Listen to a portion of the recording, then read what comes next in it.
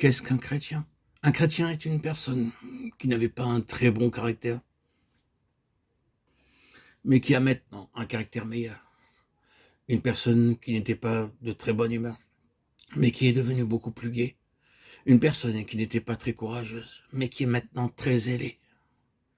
Une personne qui a des dispositions différentes de celles qu'elle avait autrefois.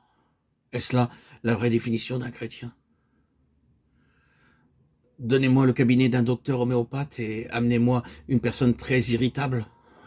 Donnons-lui une dose de que dirons-nous, de Nux vomica au bout de 2 ou 3 heures. Elle sera de très bonne humeur, très bonne humeur. Est-elle devenue chrétienne? Non.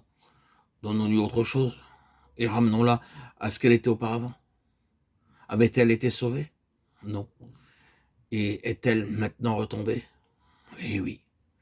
Les drogues peuvent changer le caractère d'un homme en quelques heures, pour un moment, un laps de temps bien déterminé. Une personne léthargique, insouciante, indifférente peut devenir vivante, énergique, active. Une personne misérable, mécontente, morose, mélancolique, désagréable, irritable peut devenir aimable, dégagée de toute cette tension nerveuse qui la rendait si impossible, et de toute cette digestion déréglée qui faisait d'elle quelqu'un d'insupportable. Pour un peu de temps, bien sûr. Eh bien, il semble que vous ayez fait un chrétien grâce à ces drogues. Voyez le point? Mais non, ce n'est pas cela. Un chrétien peut souffrir une agonie intérieurement. Il peut avoir pleinement conscience de son irritabilité.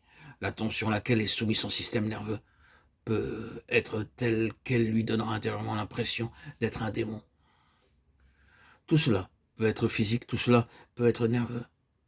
Tout peut être en désordre dans son système physique. Et cependant, tout au fond, tout à l'intérieur de cet homme ou de cette femme, le fait éternel demeure. Il ou elle est un enfant de Dieu, né d'en haut, et Christ en eux est entièrement autre. Et ce que l'enfant de Dieu éprouve dans son corps et dans son âme ne fait absolument pas de différence. Christ est autre. Où est la vérité? Oh, si la vérité, en ce qui concerne mon salut, repose dans le domaine de mes sentiments, de mon système digestif, de mon organisme nerveux, je serai un pauvre chrétien. Car mes dispositions changeront de jour en jour selon le temps qu'il fait ou autre chose encore.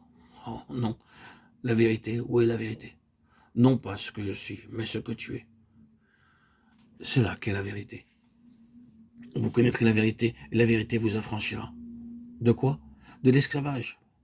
De quel esclavage? Satan fait retentir ses chaînes de condamnation sur nous, parce qu'aujourd'hui, nous ne nous sentons pas de bonne humeur. Nous sommes mal disposés, nous nous sentons déprimés, nous sentons la mort tout autour de nous. Nous sommes irritables. Et Satan s'approche et nous dit, tu n'es pas un chrétien, tu es un beau chrétien. Et nous nous laissons accabler. Est-ce là la vérité? C'est un mensonge. La seule réponse qui nous donnera la délivrance et émancipation, ce n'est pas ce que je suis, c'est ce qu'il est lui. Christ demeure le même. Il n'est pas ce que je suis variant ici-bas dans cette vie humaine, d'heure en heure et de jour en jour. Il est autre.